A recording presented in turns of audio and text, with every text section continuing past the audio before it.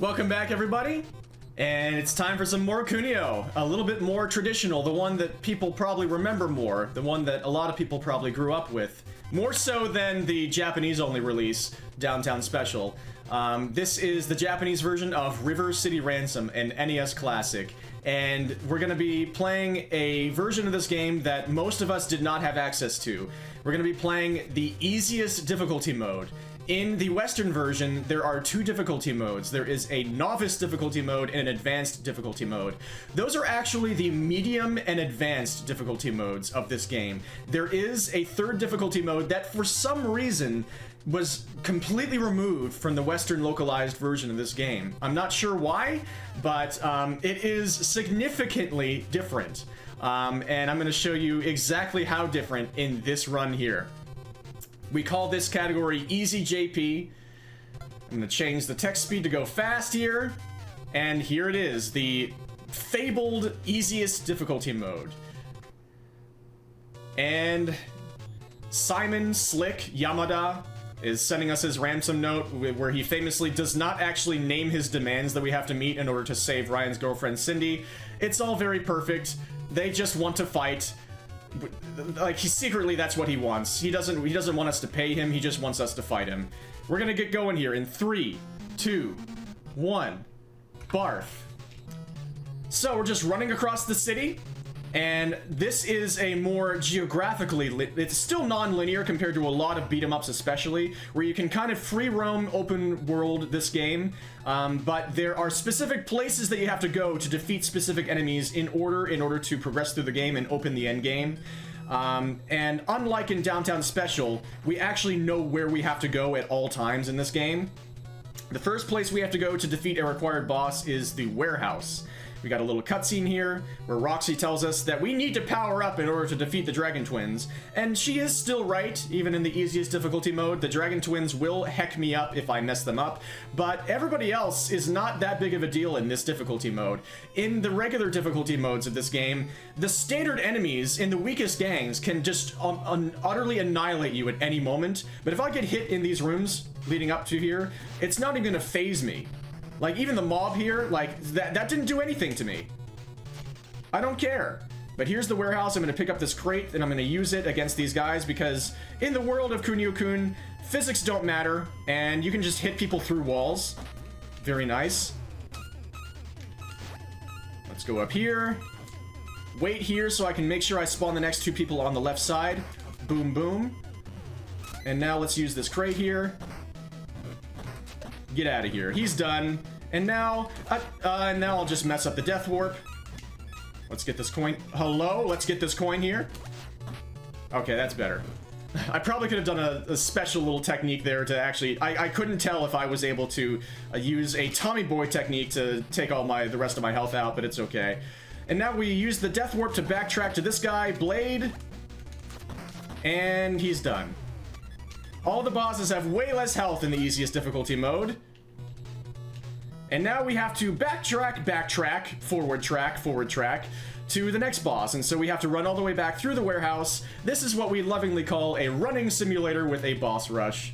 River City Ransom is just a delight to play. And I'm going to try and keep this chain on the way. It's going to be very useful for the mid-game bosses and gangs. Whoops. If I get hit on the way, I'll probably stop to pick it up. In world record attempts, you would probably just keep going. And every single time that somebody spawns on the right there, it kind of freaks me out and makes me jump way too late there. I messed up the platforming there, which is a shame. But we got through anyway. Now just try and sneak past people here. And the next place we have to fight is right here. I did a high jump into that room transition because it gives me something called floating state. Whenever you do the highest possible jump in this game, until you leave the ground again without doing a high jump, all of your attacks are stronger. And there goes Turk. That's all it takes to take out Turk in this difficulty mode. And we got the mob again. That's fine for money. In the Japanese version, money is a little bit different. If I were to face the homeboys here, I probably wouldn't get enough money to buy the item that I'm going to be buying here to go through the rest of the game. Alright, here's Mojo. Goodbye.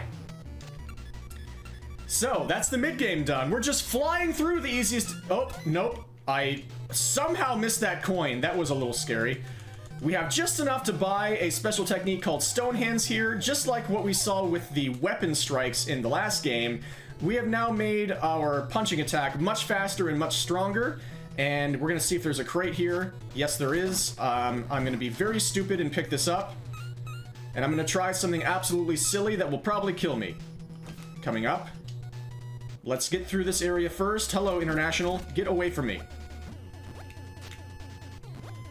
Did you jump down? Thank you. Okay, I'm going to equip Stone Hands here because it will skip the door animation. Save a little bit of time, and now time to try something really stupid. Oh, I didn't land on the crate. Whatever. We'll just get across normally. I wasn't trying anything. Don't worry. Nice. I did a little swaggy kill there. It's not super necessary to do a frame-perfect Stone Hands jump off the wall into another Stone Hands, but it feels a little bit cooler to do it that way. Now we're going toward the end game here already. Internationals, they will just run toward any weapons on... Wow. Perfect juke. So when enemies land on the ground, it can stop the other enemy that's on the screen, and that's what happened there. Alright, they're done. Here's Ivan. Now we just use caveman strats for him. Just back up, Stone Hands, back up, running Stone Hands, back up, running Stone Hands. And now we're in the final area of the game. We got the plague here. What are you doing? What are you doing? Okay, people can actually take me out here if I get hit stunned long enough. Alright, let's try and nail this boss fight. Very nice, and let's try and get a 2-frame window here to jump up here. I missed it. I can do a backup, though. Not that much time loss. It's too bad to miss that, but I was able to immediately back it up. And now we're in the final gang fight of the game! It's still scary. And now I need to get floating state back here. Do this high jump so I can make myself stronger, and now if I mess this up, I'm dead. That might not be enough. Okay, we're fine. There's a lot of weapon lag there. Okay, final boss time. That wasn't enough. That's okay. I missed a punch there, which means I didn't get the perfect fight, but he's done. That's Downtown Nekketsu Monogatari. Whoop! Boom! And 6 minutes and 16 seconds. Not too bad, not too bad. Yeah, I'm glad I was able to back up the gym jump very quickly. Thankfully, I landed in the perfect spot to be able to back it up immediately. But, yeah, as Yells is saying in the chat, there is something called, actually, it's, I cannot remember the English language, nor do I remember specific speedrunning terms within the English language.